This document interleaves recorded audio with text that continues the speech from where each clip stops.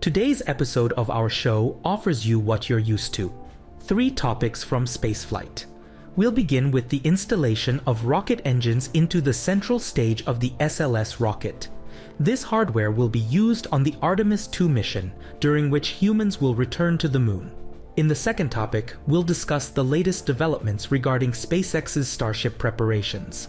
We'll conclude today's video with the launch of the Alpha rocket, which tested the possibility of launching with minimal preparation.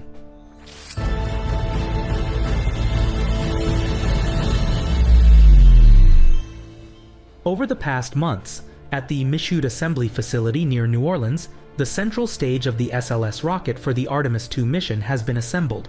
Now, this 65-meter-long cylinder with a diameter of 8.5 meters is concealed inside a yellow-blue structure with staircases, providing technicians with easy access to all areas. Today, we'll focus on what happened at its lower part, in this image on the right.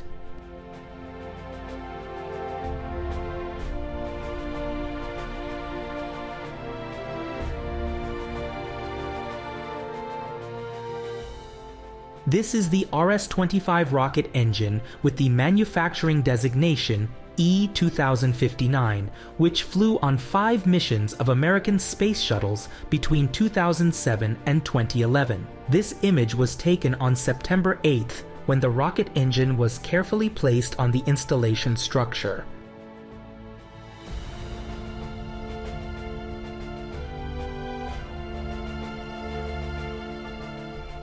On September 11th, the rocket engine was attached to the central stage.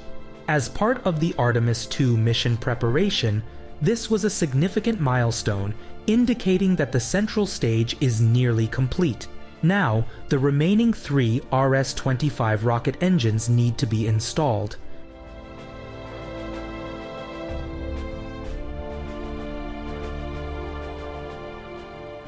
Artemis 2 mission, for which this central stage of the SLS rocket is intended, will be a test mission.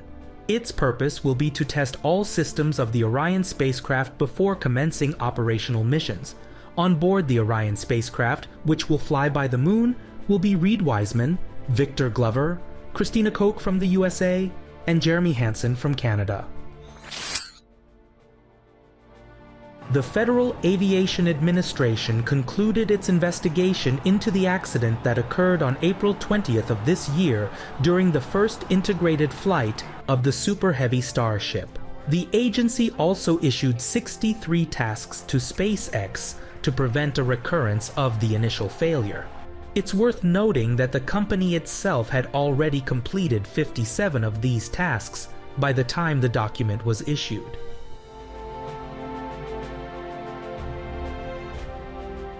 The completion of the investigation doesn't mean that the Super Heavy Starship can launch immediately. The agency now needs to grant official launch clearance, which could come in approximately 2 to 3 weeks, as stated by Kathy Lueders from SpaceX. Consequently, the launch would be scheduled for the end of September or the beginning of October.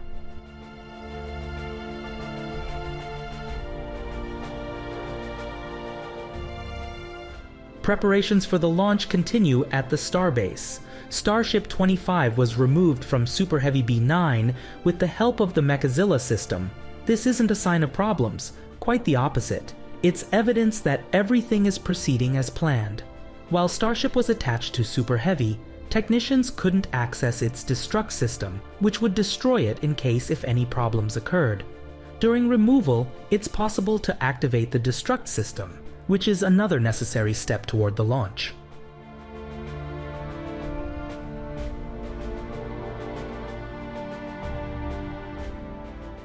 Lastly, we have 2 videos that don't concern the preparation for the current launch, but demonstrate that SpaceX is already working on technologies that will be needed in a few years.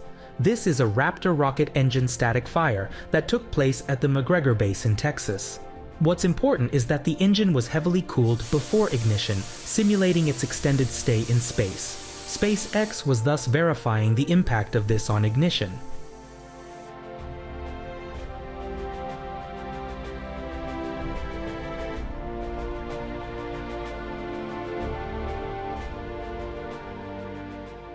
Also worth noting is this static fire test at the McGregor base, where SpaceX simulated the braking maneuver during descent to the surface of the Moon.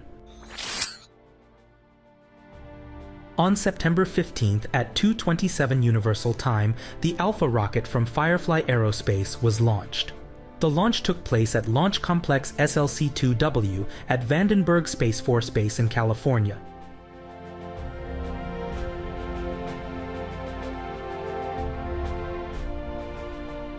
What made this launch exceptional? Simply compare it to launches of other rockets, which require extensive preparation. Satellites carried by such rockets often arrive at the launch site weeks or even months before the actual launch, followed by pre-launch preparations. This pace is suitable for most missions, but the US Space Force wanted to test if these times could be shortened, and if a satellite could be launched as soon as its services were needed.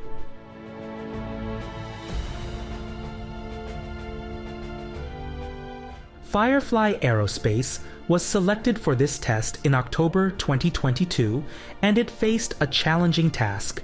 Just 60 hours before the launch, the company received the payload and had to connect it to the rocket and enclose it in an aerodynamic fairing so that the rocket could be sent to the launch pad. Just 24 hours before the launch, the company learned the exact launch date and delivery orbit parameters from the customer.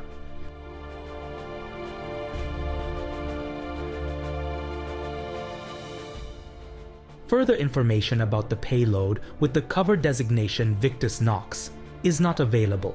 We only know that its production was handled by Millennium Space, a subsidiary of Boeing.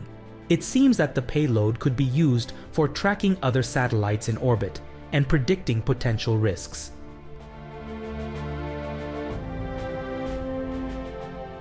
For the Alpha rocket, this was already its third launch.